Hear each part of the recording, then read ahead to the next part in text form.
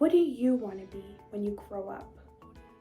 While most of us think that career decision-making process starts during college application season, or even once we're in college, a majority of that decision is made before we are even 13. To be more precise, by 13, we haven't necessarily decided what we will become, but we have decided what we cannot become. A study by the University of Pennsylvania gathered hundreds of incoming college undergraduates and asked them a series of questions regarding their career choices. The results stated that about 78% of that decision is made up of external factors such as race, gender, economic status, or even the media we are exposed to. For example, if we take a look at the computer science industry, the media portrays this repetitive life, sitting behind a cramped desk all day, a male-dominated industry. But that shouldn't be the case. We should be able to decide our futures freely without being influenced by those factors. Kids Who Kode is a nonprofit organization that inspires young students to do just that by encouraging them to explore computer science. Classes are held in libraries, community centers, or even online for those boys and girls from farther places. In addition, all courses are free, so all students, regardless of economic status, can learn.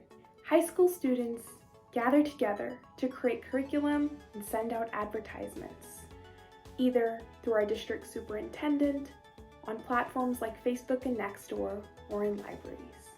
And then we teach the middle school students. What makes Kids Who Kode different is that we are creating a bond between the students in our community.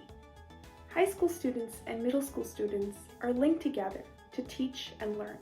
At first, having students learn from each other was just an idea thrown on the table, but we decided to test it by having older adults teach, college students teach, and high school students teach. From the feedback we gathered, high school students demonstrated a much closer connection to those middle schoolers. Kids Who Kode is continuously growing. We first started in my middle school, teaching about 20 students Scratch programming.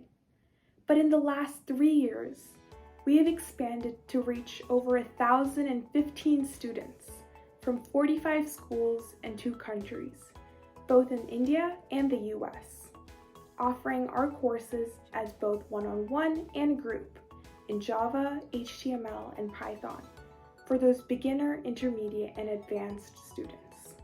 A summary of Kids Who Kode's differentiating factors are listed here. Our free classes, community-based movement, and providing resources such as laptops to all students to bring about diversity set us apart from the hundreds of billion-dollar media-binding, for-profit coding schools. However, our accessibility is lacking, and we plan to address this in our future goals. We want to eliminate unfriendly costs, raise the accessibility and affordability of education, reduce unwanted bias and infiltration from the media.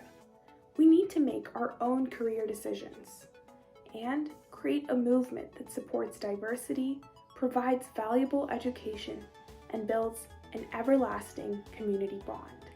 With a target market of 1.2 million middle school students in California alone, 56 million middle school students in the US, and over 1 billion around the globe, we have plenty of room for growth. Here are our future plans. Right now, with the support of our district superintendent, we are collaborating with 3 other districts to give the opportunity to learn to hundreds of more students. With this effort, we expect to reach 2,000 students by the end of the year. We are currently working to receive corporate funding and city donations to aid the organization's advertisement and resource costs to help boost our accessibility. In addition, our volunteers are creating and increasing the scope of curriculum to several other coding languages. So let's come together as a community to support and guide each other.